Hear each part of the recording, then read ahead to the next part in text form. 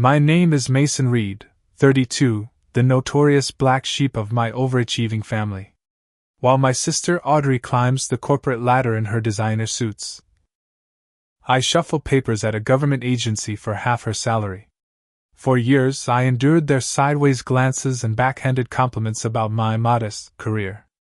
At our family reunion last weekend, Audrey sneered, "Poor, still a nobody." Little did she know, the universe was about to serve some delicious irony. The next morning, her company's $500 million merger landed on my desk for regulatory approval. Karma really is something.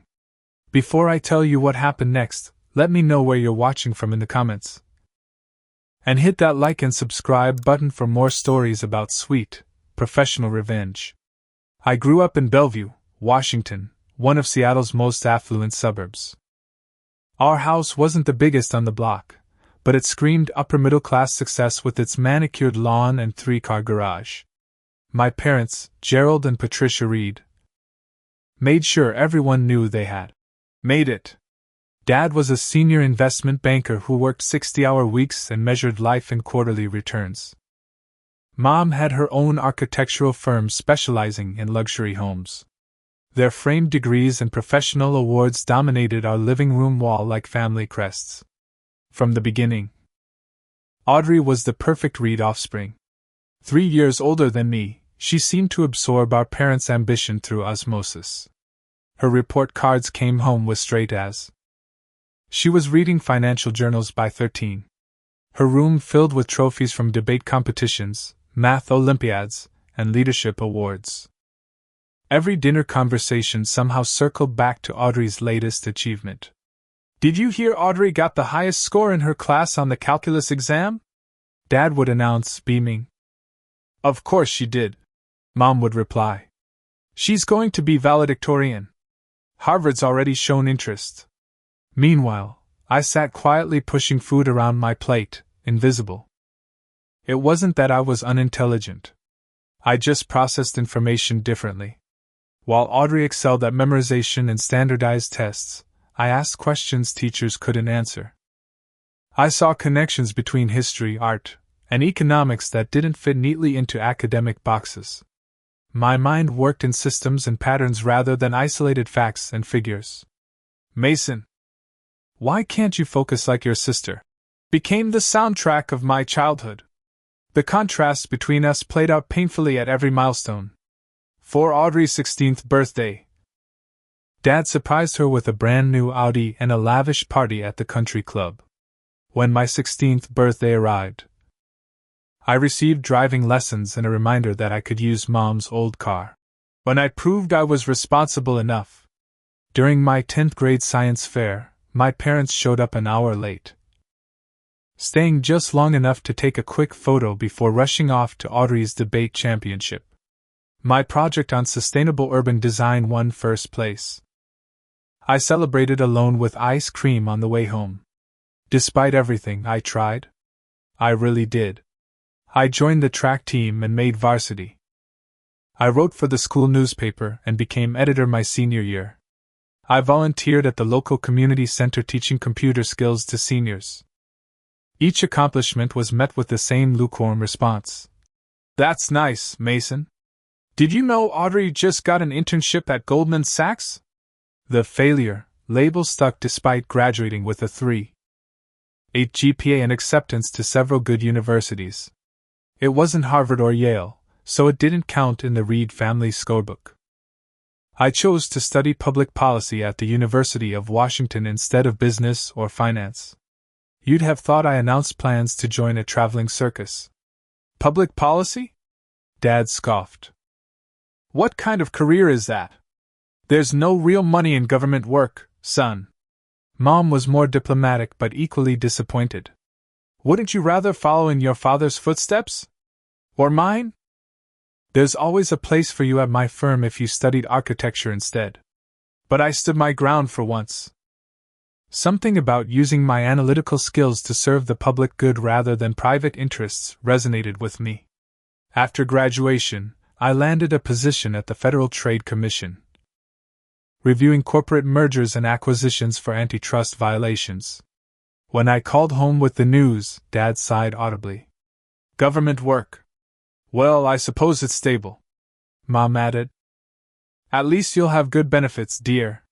The same week, Audrey accepted an executive position at TechVantage, a rising tech company, with a six-figure starting salary and stock options. My parents threw her a celebration dinner. I wasn't invited due to limited reservations, though I later saw photos showing several family friends in attendance. My apartment in Seattle reflected my modest government salary. No luxury high-rise like Audrey's downtown penthouse.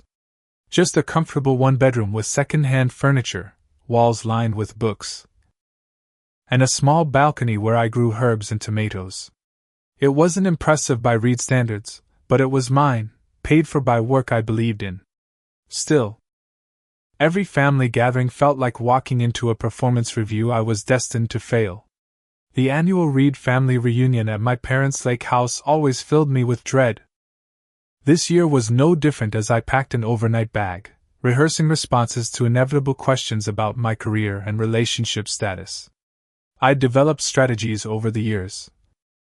Redirect conversations, ask about others' children, volunteer for kitchen duty to escape interrogations. I arrived early Saturday afternoon, hoping to help set up and score some goodwill points. Mom was arranging flower centerpieces when I walked in. Mason, you're early, she said, sounding surprised. Your father's down at the dock. Audrey isn't here yet.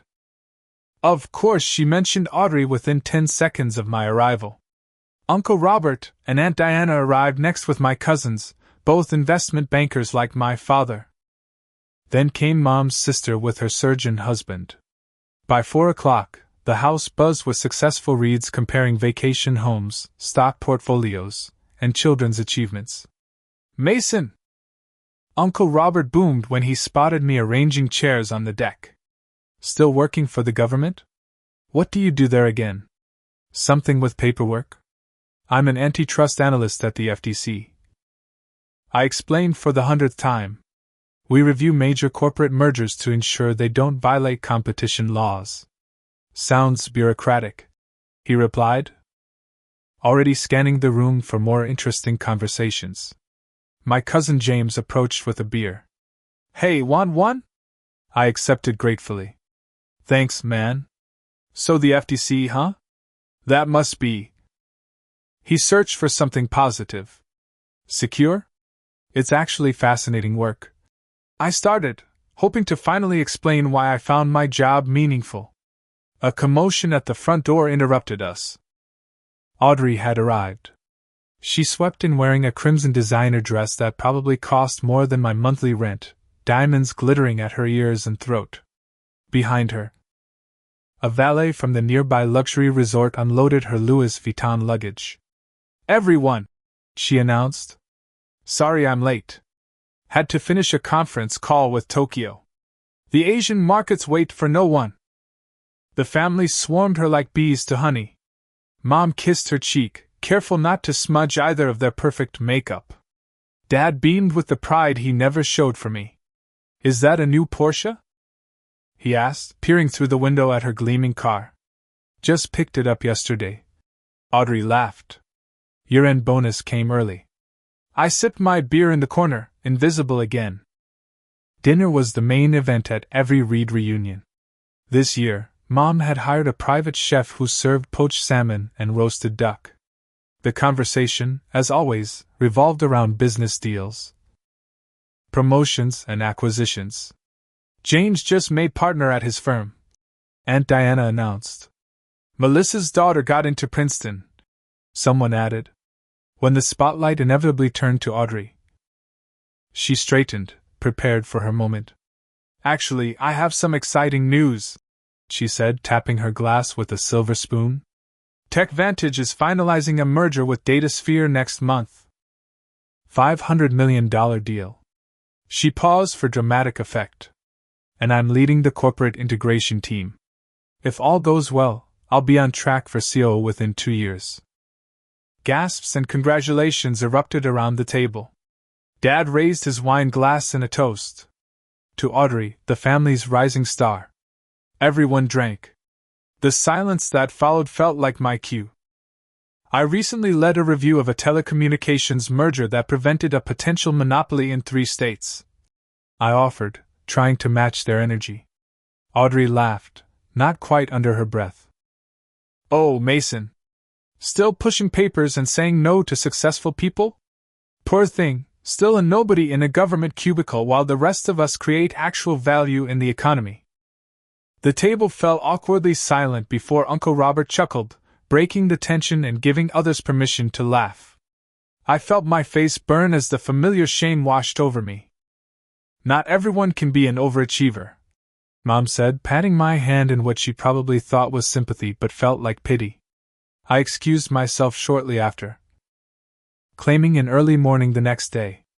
No one tried to convince me to stay. The drive home was a blur of headlights and self-recrimination. Why did I keep putting myself through this? Why did their approval still matter after all these years? I spent that night on my balcony, watching Seattle's lights reflect on the bay, questioning my life choices. Was I really a failure because I chose purpose over profit? Impact over income? The irony was that I genuinely loved my work. I believed in maintaining competitive markets and protecting consumers from corporate overreach. But in those dark hours after another Reed family humiliation, even my convictions felt hollow. Monday morning arrived with Seattle's typical drizzle. I grabbed coffee from my regular shop, nodding hello to the barista who started my usual order before I reached the counter. Rough weekend? She asked, noting my expression. Family stuff, I replied with a grimace that said enough. The FTC's Seattle field office occupied 3 floors of a downtown federal building. Nothing glamorous, standard government issue with beige walls and practical furniture. But unlike my family, I found comfort in its unpretentious efficiency. I swiped my badge at security and rode the elevator to the 11th floor, where the Mergers and Acquisitions Division analyzed corporate consolidations for potential antitrust violations. My corner cubicle offered a sliver of a view and walls covered with economic charts, market share analyses, and a framed print of Justice Louis Brandeis's famous quote. We can have democracy in this country, or we can have great wealth concentrated in the hands of a few, but we can't have both. Trevor and Melissa, my closest colleagues, were already at the conference table with coffee and pastries for our Monday briefing. Reed lives, Trevor called out. How was the family torture session? Trevor knew all about my family dynamics. As a fellow disappointment to achievement-obsessed parents, he understood better than most. About as expected, I said, grabbing a donut. My sister's company is merging with DataSphere.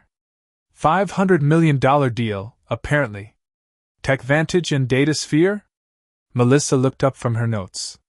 That's interesting timing. Before I could ask what she meant, our division chief Frank Wilson entered. At 62, Frank had spent 30 years protecting American consumers from corporate monopolies. His rumpled suits and unruly gray hair belied one of the sharpest minds in antitrust law. Morning, team, he said, dropping a stack of folders on the table.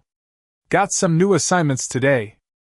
Frank distributed cases based on expertise and workload. Trevor specialized in healthcare mergers, Melissa in retail and consumer goods, while I handled technology and telecommunications.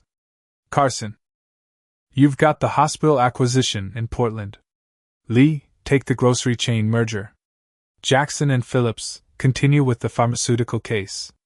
Frank worked through the stack methodically. I sipped my coffee, wondering what I'd get this week.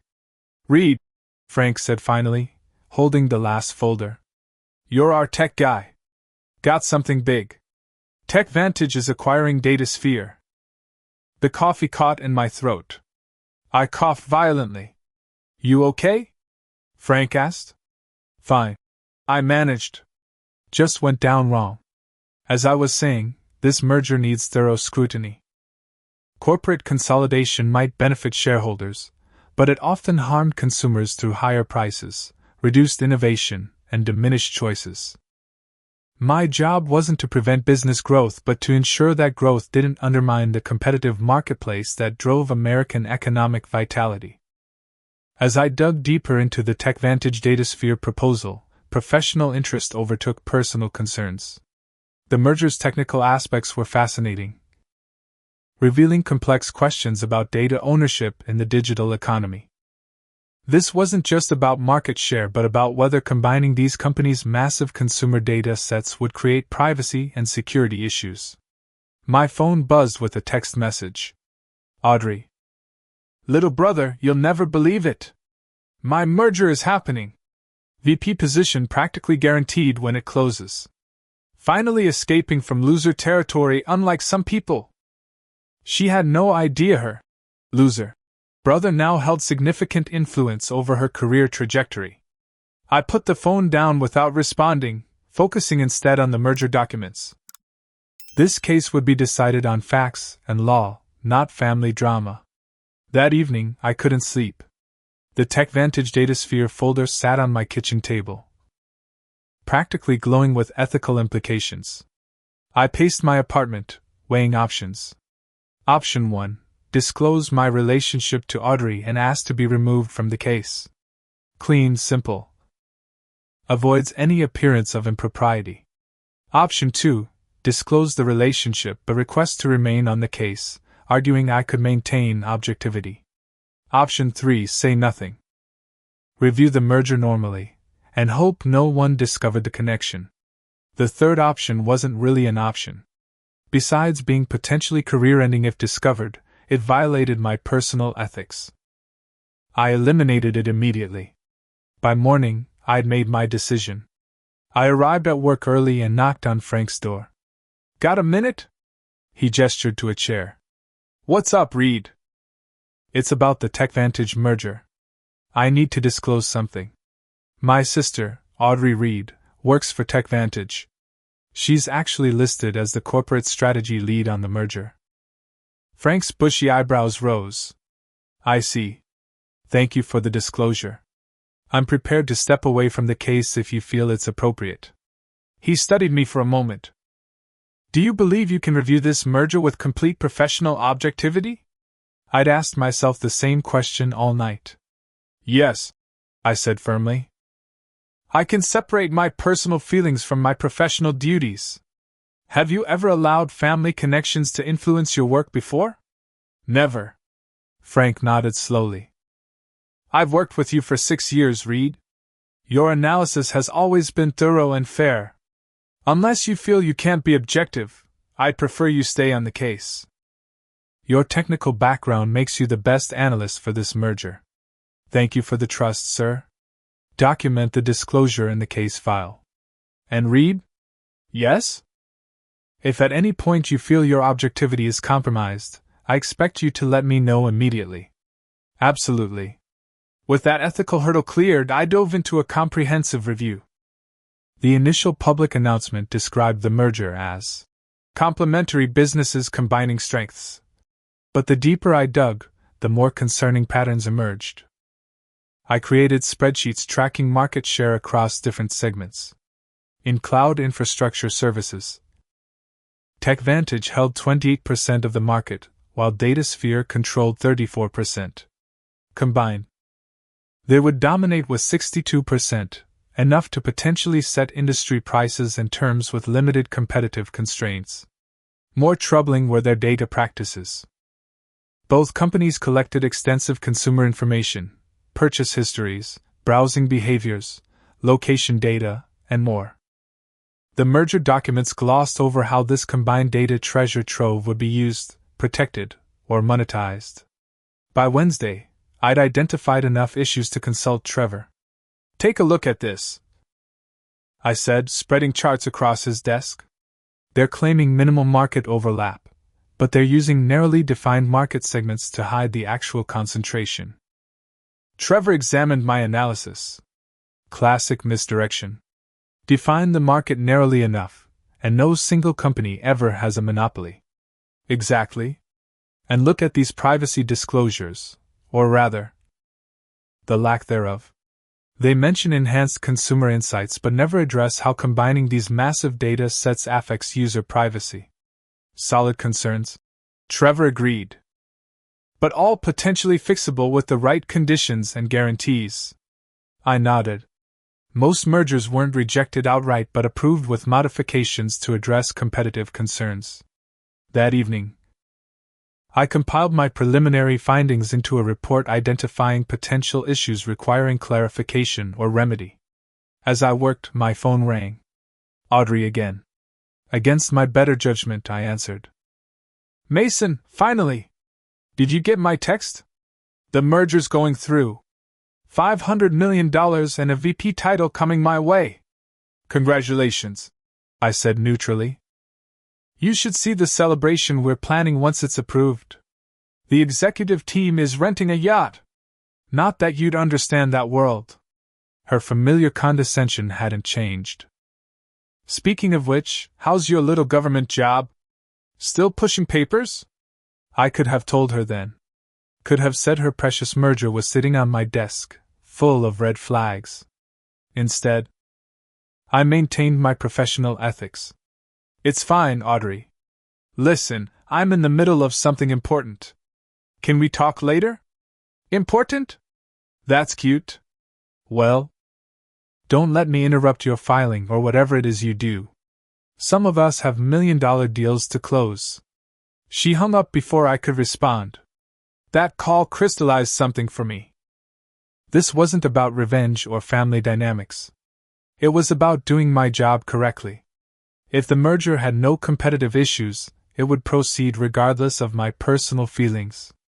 If it had problems, those needed to be addressed, regardless of who led the corporate strategy. I returned to my analysis with renewed focus, determined to be meticulously fair. By Friday, my preliminary report identified 3 major concerns: excessive market concentration in key segments, inadequate privacy protections for combined consumer data, and potential barriers to new market entrants. Frank reviewed my findings with careful attention. Solid work, Reed. These are legitimate issues that need addressing.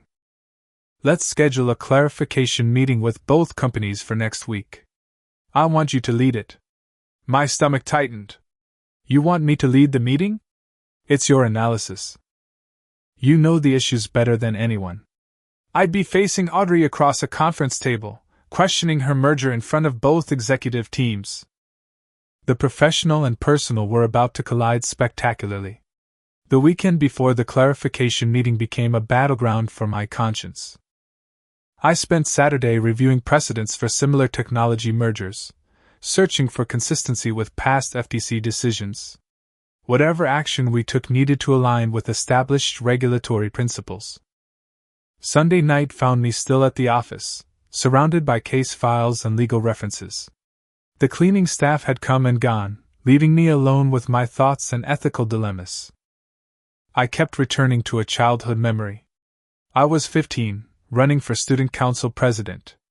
I'd worked for weeks on my campaign, creating thoughtful proposals for improving school programs. The morning of the election, I discovered all my posters had been removed from the hallways. Later, I learned Audrey had convinced her friends to take them down. Worried that her loser brother might actually succeed at something and diminish her spotlight. I lost the election by 12 votes. There were countless similar incidents throughout our lives.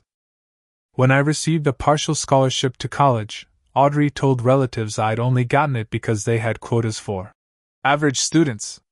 When I landed my FTC position, she suggested at Thanksgiving dinner that government jobs were where ambitionless people hide from real competition. The temptation to finally turn the tables was powerful. One negative recommendation from me could derail her merger and the promotion she craved. After decades of belittlement, I had the perfect opportunity for payback. But that wasn't who I was. Or who I wanted to be. A text message interrupted my thoughts. It was Trevor. Still at the office? Saw your light on. Everything okay? I replied. Just reviewing the TechVantage case. Lot on my mind. 3 dots appeared then. This about your sister? Partly. Struggling with the personal versus professional aspects. Want company? I can bring coffee. 20 minutes later, Trevor arrived with 2 large coffees and a concerned expression. Talk to me, he said, taking the chair opposite my desk. I sighed. The merger has legitimate issues that need addressing. But I keep wondering if I'm being harder on this case because of Audrey. What does your analysis show? Market concentration exceeds guidelines in 3 segments. Data privacy protections are inadequate. And there are barriers to entry concerns. Would you flag these issues in any merger? Absolutely. Then what's the problem? I stared at the ceiling. Part of me enjoys knowing Audrey's career advancement depends on my approval. After years of her treating me like a failure, there's a certain satisfaction. Trevor nodded, understanding. But you're not going to let that influence your decision. No, I agreed. I can't compromise my professional ethics for personal vindication. That would make me exactly what she thinks I am, someone who couldn't succeed on merit. Then trust your analysis. If the merger has problems, they need fixing regardless of who's involved. He was right, of course. The standard had to be consistent application of antitrust principles, not personal feelings. As Trevor left, he paused at the door. For what it's worth, I think the fact that you're this concerned about being fair shows you're the right person for this case. Monday morning brought another complication. Walking to the office, I literally bumped into Catherine Parker, my ex-girlfriend from 3 years ago. We dated for 18 months before she ended things, eventually admitting she wanted someone with more ambition and earning potential. Mason! What a surprise, she said, seemingly genuinely pleased to see me. Catherine, how are you? Great! I just made partner at Davis & Williams, a prestigious corporate law firm, and I got engaged last month. She flashed a diamond that probably cost more than my annual salary. Congratulations, I said, meaning it despite the awkward history. How about you? Still with the government? There was that familiar tone, the same one my family used. As if government service was something to outgrow rather than commit to. Still at the FTC, I confirmed. Actually working on a major tech merger right now. Oh? Which one? Can't discuss specifics. Confidentiality requirements. She nodded patronizingly. Of course. Well, it was nice seeing you. Take care, Mason. As she walked away, I felt that familiar sting of being judged and found wanting by someone else's materialistic standards. For a moment, the temptation to use my position to prove my worth returned stronger than ever. But by the time I reached my office, clarity had returned. This merger review wasn't about proving anything to Audrey, my family, or ex-girlfriends. It was about protecting market competition and consumer interests, the principles I dedicated my career to upholding. I spent the day preparing for the clarification meeting, organizing my questions and concerns into a comprehensive presentation. By 5 p.m., I'd settled the internal debate that had been raging since I first saw Audrey's name on the merger documents. I would be thoroughly professional. I would address legitimate concerns without bias or personal motivation. I would recommend solutions rather than simply identify problems. And I would judge the merger on its merits alone, regardless of my sister's involvement. As I packed up for the evening, Frank stopped by my office. Ready for tomorrow? Yes, I said with newfound confidence. I know exactly what needs to be addressed. Good. Remember, we're not here to block business growth but to ensure it happens within a competitive framework that benefits consumers. I understand completely. That night, I slept better than I had in days. Comfortable with my decision to maintain absolute professional integrity, regardless of personal history. The TechVantage DataSphere clarification meeting was scheduled for 10 a.m. in the FTC's main conference room. I arrived at 7 to prepare, arranging presentation materials and reviewing key questions one final time. Frank joined me at 9, reviewing my approach. Remember, this isn't adversarial. We're identifying issues that need resolution before approval. Understood. At 9:55, the receptionist called. The TechVantage and DataSphere representatives are here. Send them in. Frank replied. I straightened my tie and stood as the door opened. 6 executives entered, led by TechVantage CEO Richard Keller and DataSphere's founder Elena Santos. Behind them came their respective legal counsels, a financial officer, and finally, Audrey. She stopped mid-stride when she saw me, confusion crossing her face before quickly masking it with professional composure. She clearly hadn't connected my FTC position with her merger review. Frank handled introductions. I'm Frank Wilson, Division Chief. This is Mason Reed, our lead analyst on this case. He'll be guiding today's discussion. I watched recognition dawn in Audrey's eyes, followed by something between shock and alarm. She took her seat without comment, but her rigid posture spoke volumes. Thank you all for coming, I began, my voice steady and professional. We've completed our preliminary review of the proposed merger and identified several areas requiring clarification or modification before we can recommend approval. I launched into my presentation, outlining the market concentration issues first. In cloud infrastructure, data analytics, and enterprise security solutions, the combined entity would control market share exceeding FTC guidelines for healthy competition. Slide 3 shows the actual market segments compared to how they're characterized in your submission. Richard Keller frowned. We defined market segments based on industry standard classifications. With respect, Mr. Keller, the classifications used artificially segment what are functionally unified markets. Consumers don't distinguish between cloud infrastructure and platform services when making purchasing decisions. I continued methodically through each concern, citing precedents and regulatory standards. When I reached the data privacy issues, Audrey finally spoke. These privacy concerns are overblown. Both companies already collect this data separately. I met her gaze directly. The concern isn't just collection but combination. The merged datasets create unprecedented consumer profiles with significant privacy implications not addressed in your filing. That's speculation, she countered. It's precedent, I corrected, displaying a slide of similar cases. The Johnson-Mercer merger of 2022 established that combining consumer datasets requires explicit privacy protocols beyond those needed for individual collection. Throughout the meeting, I maintained rigorous professionalism, never letting personal history influence my presentation. Every concern raised was substantiated with data, precedent, and regulatory principles. After 2 hours, Frank called a break. As others filed out for coffee, Audrey approached me. What the hell, Mason? Is this your petty revenge for family dinner comments? I kept my voice low and controlled. This is my job, Audrey. Every issue I've raised is legitimate and documented. Bullshit. You've wanted to show up the family golden child your entire life. Now you finally have your chance. This isn't about you. Or us. It's about ensuring this merger doesn't harm market competition or consumer privacy. You've always been jealous of my success. I almost laughed.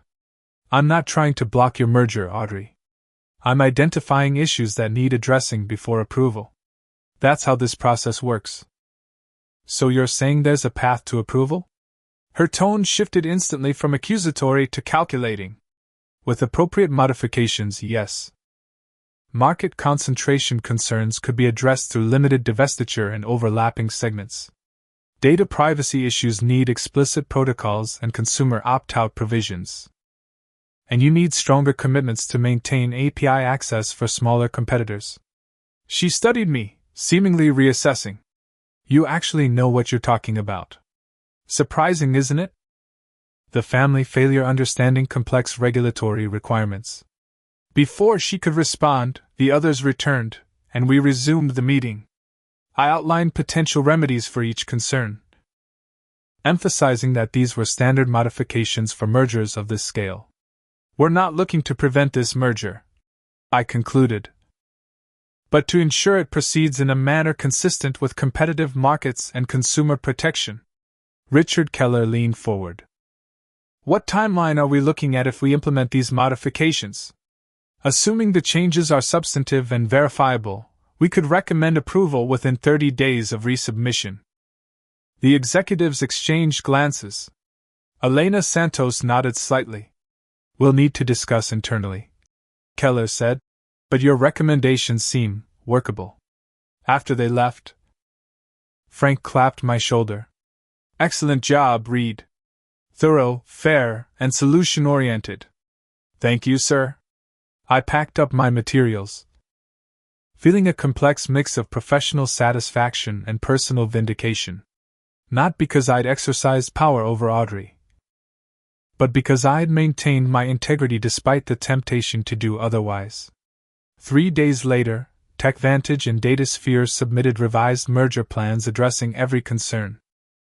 They proposed divesting overlapping business units and cloud infrastructure, established clear data privacy protocols with consumer controls, and committed to maintaining open APIs for smaller competitors. Our team reviewed the changes and found them substantial and meaningful. Frank scheduled a final approval meeting for the following week. The night before that meeting, Audrey called. I've been thinking about how you handled the merger review, she said without preamble. Oh? You could have tanked it. I know enough about regulation to recognize that. But you didn't. You identified legitimate issues and provided a path forward. Coming from Audrey, this was unprecedented acknowledgement. That's my job, I said simply. Maybe. She paused. Maybe I've been wrong about your career choices. I nearly dropped the phone. I think that's the closest you've ever come to an apology. Don't push it, she said, but without her usual edge. The revised merger is stronger because of your input. More sustainable long term. That's the point of proper regulatory review. Anyway, she continued awkwardly, the merger's announcing tomorrow after your final approval. There's a reception at TechVantage headquarters Friday evening. You should come. It wasn't quite a relationship reset, but it was something. I'll think about it. The next day, we granted final approval to the revised merger.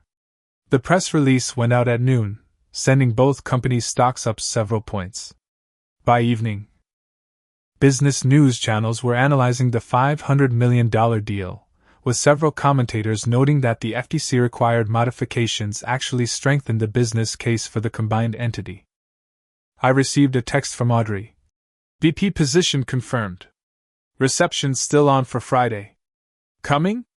I decided to attend, though with realistic expectations about family dynamics. Some changes happened gradually, if at all. 3 months after the TechVantage DataSphere merger finalized, industry analysts were calling it a model of regulatory compliance. The companies had successfully integrated their non-overlapping business units while divesting competing segments to smaller market players. Consumer privacy advocates praised the transparent data policies implemented as part of the approval conditions. At the FTC, my thorough handling of the case earned recognition beyond our division. The Wall Street Journal published a detailed analysis of the merger process, mentioning my role in crafting innovative solutions that protected competition while allowing business growth. Frank nominated me for an Excellence in Public Service award, citing my exceptional analytical skills and commitment to regulatory integrity. One Tuesday morning, my phone rang with an unfamiliar number. It was my father. Mason, he said, his voice unusually tentative. Your mother and I saw the article about the merger in The Economist. They mentioned you specifically. I'm aware, I replied, unsure where this was going. We didn't realize, that is, we never understood the importance of your position. He cleared his throat. The article called you one of the FTC's rising regulatory experts. That's impressive. Coming from Gerald Reed, this qualified as effusive praise. Thank you, I said, still cautious. Your mother wonders if you might join us for dinner this weekend. If you're not too busy. The invitation surprised me. I think I can manage that. Good. That's good. Another awkward pause. We're proud of you, son. Those 5 words, so simple, so belated, yet so unexpected, left me momentarily speechless. I'll see you Saturday, I finally managed. The dynamics at that dinner were noticeably different. My parents asked genuine questions about my work, listening with interest rather than polite tolerance. They still talked about Audrey's accomplishments, but mine received equal attention, a first in family history. The real test came at the monthly family gathering 3 weeks later. Audrey arrived last, as usual, but without her typical grand entrance. When Uncle Robert asked about her new executive role, she described it briefly before adding, "But Mason's work is fascinating too. Did you know he basically shapes how major corporations can operate?" The table fell silent. Everyone as shocked by her acknowledgement as by my parents' nodding agreement. "The Reed siblings," Dad said, raising his glass. "Both excelling in their fields." It wasn't a complete transformation of family dynamics built over decades, but it was a meaningful shift, one I hadn't dared hope for. At work, my success with the TechVantage case led to more high-profile assignments. Trevor noticed the change immediately. "Look at you, getting all the headline cases," he teased. "Don't forget us little people when you're running the division." As if. I laughed, but the comment stuck with me. A month later, Frank called me into his office. "Reed, I've been authorized to create a deputy position for our division. I'd like you to consider it. The promotion would mean more responsibility, a significant salary increase, and a private office. More importantly, it represented recognition of my professional value, something I had sought for years." "I'm honored," I said, genuinely moved. "Thank you for the opportunity. You've earned it. Your work consistently demonstrates the best qualities of public service, integrity, thoroughness, and commitment to principles over expediency." As I settled into my new role, I found myself mentoring newer analysts, including Jessica Chin, a recent law school graduate who confided her insecurities about government work. "My parents wanted me to join a corporate firm," she admitted during our first advisory meeting. "They think regulatory work is for people who couldn't cut it in the private sector." I smiled, recognizing the familiar refrain. "Let me tell you something it took me years to understand. Success isn't measured by salary or status. It's about the impact of your work and the integrity with which you do it." I shared my experience with the TechVantage merger, explaining how maintaining professional principles despite personal complications had ultimately created better outcomes for everyone, the companies, consumers, and myself. "The work we do here matters," I told her. "It ensures that markets remain competitive, innovation continues, and consumers aren't exploited. That's worth more than any bonus check." Jessica nodded thoughtfully. I never thought about it that way. After she left, I reflected on how much my own perspective had evolved. For years, I'd measured myself against Audrey's definition of success: money, status, recognition. I'd internalized my family's assessment of government work as somehow lesser than corporate achievement. The TechVantage case had changed that fundamentally. I'd seen firsthand how my expertise and principles directly improved a major business transaction while protecting market competition.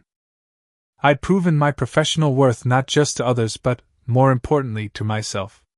My relationship with Audrey had shifted too.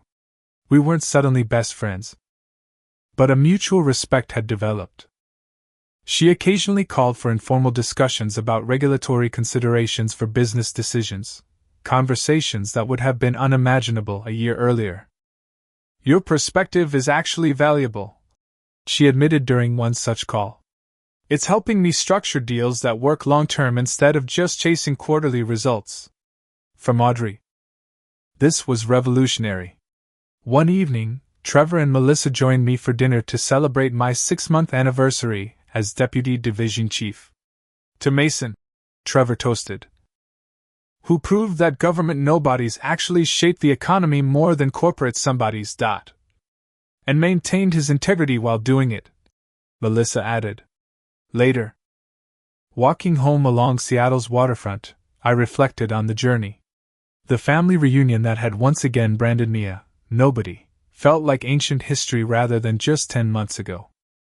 Not because external validation had changed my worth, but because I'd finally recognized it myself, regardless of others' opinions. My phone buzzed with a text from Frank. Major tech acquisition coming next week. Your expertise needed. Details tomorrow. I smiled, genuinely excited for the challenge. This was success on my terms, meaningful work that matched my values and utilized my strengths. The following weekend, I volunteered at a local high school's career day, speaking about paths in public service. Among the students was a quiet young man who reminded me of myself, thoughtful, analytical, but uncertain of his place. My sister's going to medical school, he told me after my presentation. Everyone expects me to do something equally impressive, but I'm interested in public policy issues. Let me tell you something I wish someone had told me at your age, I replied. You don't have to accept other people's definitions of success. Find work that matters to you. Develop expertise that creates value, and measure yourself by your own standards of excellence. He considered this, then asked, Does it ever bother you that private sector people make so much more money? I thought about Audrey's Porsche and penthouse. Sometimes. But then I remember that my work helps maintain the economic system that makes their success possible. That's worth more than a luxury car. The conversation reminded me how far I'd come in my own journey from seeking external validation to finding internal satisfaction. So what's your takeaway from my story? Maybe it's that true success comes from alignment between your work and your values. Or perhaps that maintaining integrity during challenges ultimately brings better results than seeking revenge. Or simply that family dynamics can evolve when we stop playing assigned roles and start authoring our own narratives. Whatever resonates, I hope you'll share your thoughts in the comments below. Have you ever been underestimated by family or friends? How did you handle it? I'd love to hear your stories. And if this journey from family, nobody, to professional somebody connected with you, please hit that like button and subscribe for more real-life experience sharing. Remember, success isn't about proving others wrong, it's about proving yourself right. Thanks for listening. And I'll see you in the next video.